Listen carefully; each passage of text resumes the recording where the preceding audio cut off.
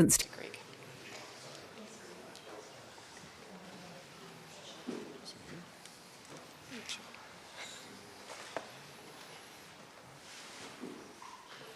Right, you all ready?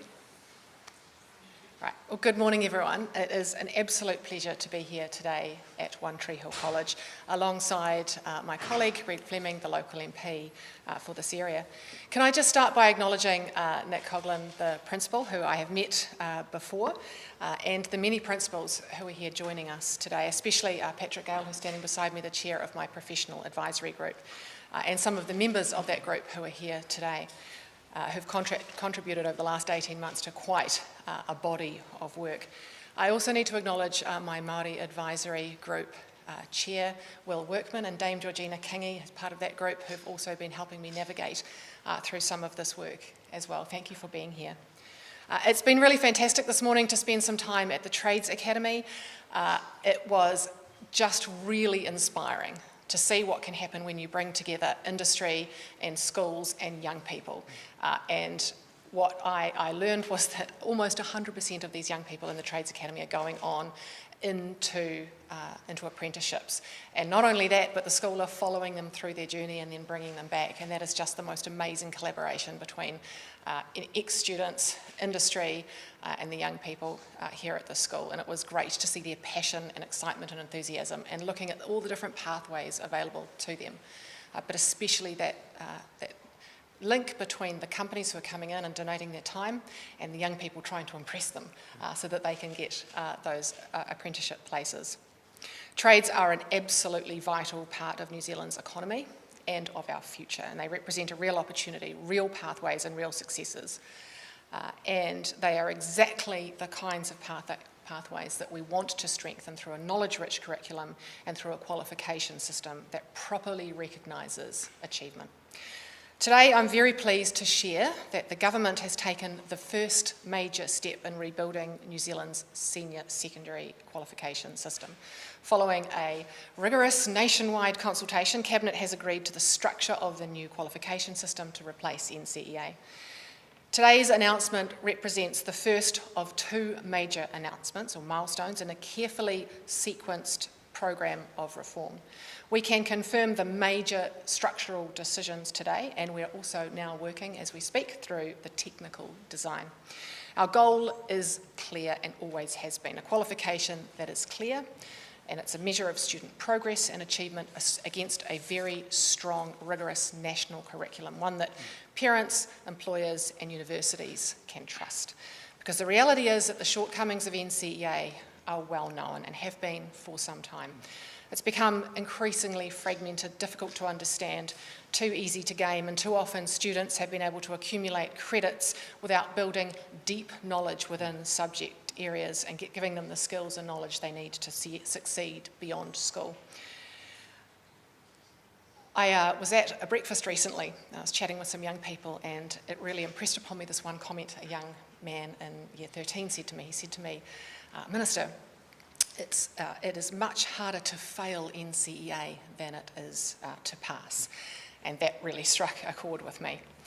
We've heard directly from the community as well. More than 10,000 New Zealanders, including teachers and parents and business people and students themselves, have all had their say. And they told us very clearly the system needs a structural change, and that is exactly what we are delivering. We're building a new system that is clearer, more consistent across schools, and more internationally comparable. A system where a student can earn a qualification that genuinely signals that they are ready for the next step in either further qualifications, work or apprenticeships. And today I can announce that Cabinet has agreed to the core building blocks of that system. We will replace NCEA with a new qualification that has two levels delivered across Year 12 and Year 13. Students will be assessed on whole subjects based on a consistent, strong national curriculum rather than a collection of disparate and fragmented standards. This means a clearer, more coherent picture of achievement. We're going to integrate industry-led subjects into the senior curriculum, creating a single qualification pathway, Because whether a student is heading to university or into the trades or straight into the workforce, the pathway should be equally valued, and this is something that has always been important to us. At Year 11, we are making a really important shift. NCEA Level 1 will be removed, and in its place, Year 11 will focus on deep curriculum-driven learning, laying strong foundations for success in senior years. And what this means in practice is there will be no exam leave at the beginning of Term 4 for Year 11 students. They will receive a full year of deep, rich learning right to the end of the year to fully prepare them for Year 12. We will introduce a foundational award recognising important achievement in literacy and numeracy, because the basics matter. Reading, writing and maths are essential, and we heard that clearly through the consultation from the business community and also from the trades and also universities and tertiary pathways. Students will typically sit this in Year 11.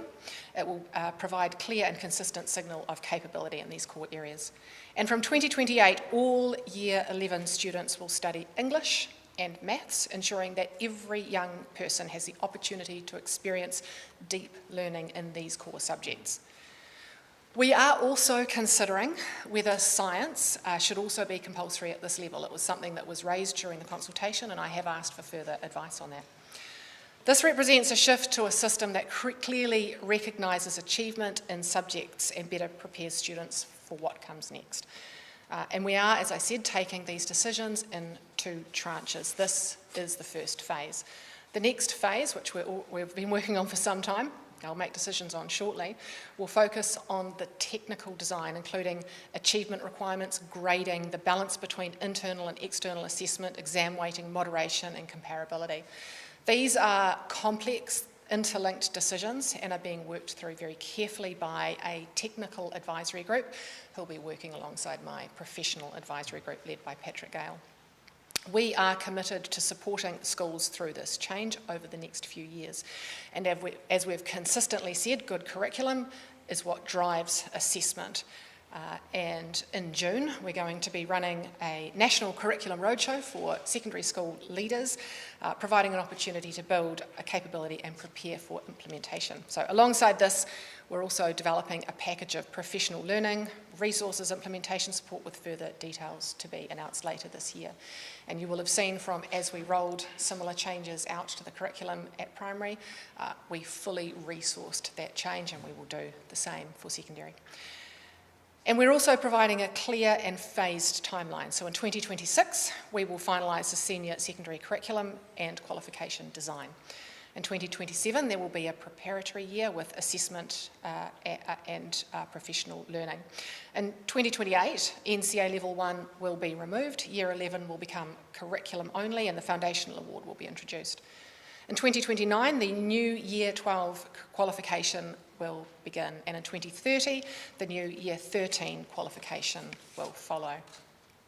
The first cohort to experience the new qualifications will be students who are currently in Year 9. This reform matters. It's about restoring clarity, credibility and confidence in our qualification system. It's about setting high expectations and backing our young people to meet those high expectations. And it builds on the work that we're already doing in primary and intermediate schools, that big reform that you see us doing where we're putting in strong foundations through a knowledge-rich curriculum, structured learning, lots of resources and a renewed focus on the basics. Because student success at secondary does not start at Year 11, it starts much, much earlier, which is why we have been focusing on primary and intermediate up until now. And ultimately this is about ensuring that we have a qualification system that New Zealanders can trust and that is ambitious for our kids, that delivers excellence for our education system. And I'm happy to take all of your questions. Thank you. Minister, when NCEA was first introduced back in 2002, the aim of it was to broaden educational success, to recognise different ways of learning, diverse needs. Will this new system do that? Absolutely it will.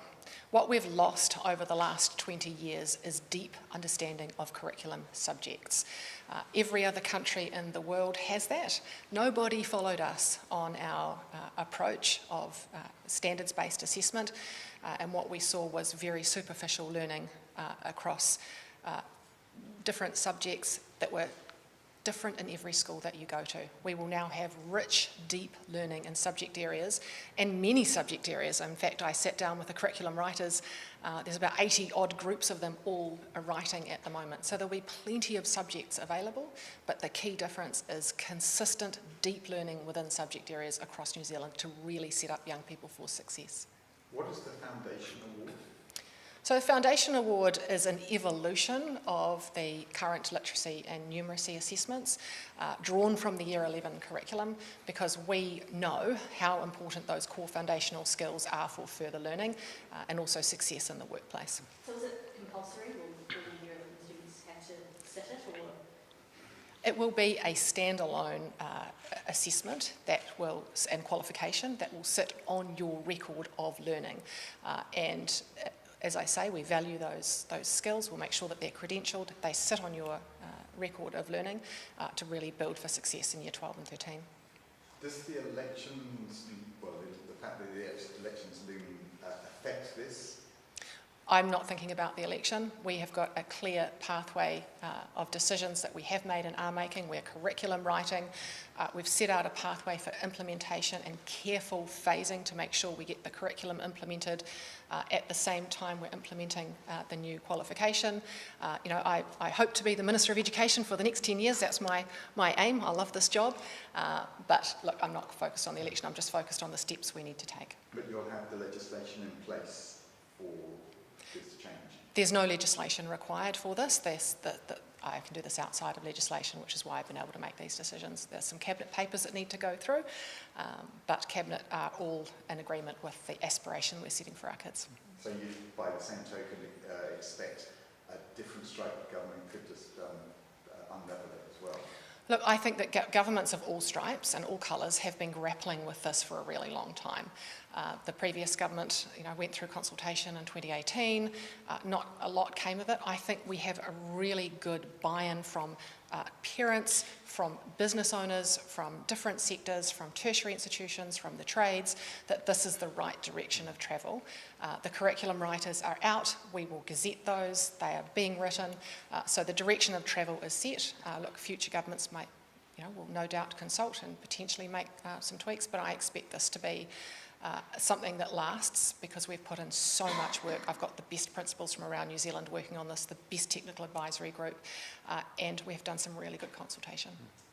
I know work is still being done on the second tranche, sorting out the technicalities, but is there any sort of idea whether or not this new system will lean towards more external-based assessments, or do you have an idea on that at this stage? We've always talked about a good balance between internal and external assessment to make up this qualification. Of course, there are different subjects that will require different levels, and which is what the technical advisory group will work through. But we do expect that there will be part of each subject, there will be an examination part. I think the thing that worried us the most and worried many principals was the ability for young people to completely avoid examinations at all costs and never have to sit in anything and just not even show up. We had hundreds of thousands of students just not showing up for their exams. That's not setting them up for success. Part of what we're doing in primary and intermediate is building confidence in assessment. This year we've got our twice yearly assessment every year from Year 3 all the way through, measuring reading, writing and maths, showing that actually this is something not to be feared. It's something that's part of life. It's not high stakes. It's not something to be anxious about. It will be built into the system so that we can monitor progress along the way to make sure young people are set up for success, but also so that they just get used to it. It's part of life. It's something we do. We learn study skills. We know about time management. And actually, when we hit Year 11, we've done this all before, because many students we're finding at the moment are sitting their very first exam when they hit senior secondary. And we just want to build this into the system. Can I just ask a couple of questions about Meta? The Californian decision. I mean, is the government planning to do anything here, having seen the result of that decision? I've only just looked at that this morning. What it does say to me, though, is that the government are on the right track with our reforms around social media use for under 16s. And in fact, I was just having a conversation with some of the senior students here asking their opinions. And it was very interesting talking to sort of 17 and 18-year-olds who said to us, actually, we agree with your position, because what we saw, we should not have seen. The types of scrolling and endless time spent and dopamine hits and issues that creates with concentration levels, they see it themselves. And I think it's given us even more impetus, this sort of decision, to keep pushing forward with our decisions to make sure that not only are we restricting under 16s, but we're changing the behaviour of those companies to make sure that they design their platforms that aren't creating these harms. So have you got a timetable for the ban that's been talked about? I'm taking cabinet paper through at the moment, and we will head to first reading, all things going well, before the election, and it will go to select committee. And how much power do you have to actually rein in these global tech giants? I mean, do you feel that you can rein them in? It's power in numbers. We are aligning ourselves as best we can with Australia and other countries, Europe, UK, others. There's 40 countries who are looking at this at the moment. And as long as we are all rowing in the same direction, then we have strength. And there is the ability to regulate these guys if we're not just on our own on an island in the bottom of the South Pacific, that we are linked in with Australia and others with similar legislation, similar understanding of, hey, you need to tidy up your behaviour because it's not good enough and it's harming our kids. And so that is my expectation, that the regulations and the regulator will have that power of many countries. I mean, do you buy into their argument that parents have got the ability to regulate for their children? As a parent myself who didn't grow up with social media, it's really tough. You know, there are all of these different platforms, there's all of these different ways of engaging, and I feel terribly guilty about the fact that I didn't stop my children from getting on social media. I wish I had that time again. I would make a very different decision. But I didn't have the knowledge or the understanding, like many parents, to be able to regulate their children's behaviour across multiple platforms. And I've had them all in my office. All of these platforms have come in and sold their story of, oh, there's other harms elsewhere. And I've made the point to them, well, if there's harms that are worse elsewhere, worse than, hey, TikTok, sharing videos of learning how to cut yourself, then let's have that conversation. But the content is pretty horrific and you need to clean up your act. So we've had some pretty honest conversations. So it's like back to the 90s taking on big tobacco, exactly the same concept, I guess. It does feel a bit like that, but this is personal for me and personal for many, many parents that I speak to, that we just want to protect our kids and we don't have the tools. This needs to be a group effort. We need the government, we need parents, we need schools, and through the curriculum we're also building in some understandings of social media and online activity right from a very early age, as far as, you know, what is a password? How do I use it? What happens when someone takes my digital photo? What can I do about that? Where could it go? So all the way through the curriculum, we're going to build in that knowledge and understanding as well, but there will certainly be a part about raising the understanding of parents too. Do you have in the back of your mind an ideal timeline for this thing? And then if so, can you give us an idea in terms of how many months away it is, how many weeks away it is? Look, this will certainly be a next year piece of work. We are going to go to, all things going well, I don't want to count my chickens, but there will be a cabinet paper, and we'll, if we can get agreement and things go to plan, then we will go through first reading this year into select committee, and it will be into next year, some of the final stages of that. But it is actually quite useful for us to be a fast follower of Australia, because, as you know, they put their ban in place in December. We are learning from them every day. We're staying very close to understand what works, what doesn't work, so that we can make changes along the way. Great. Thank you all very much.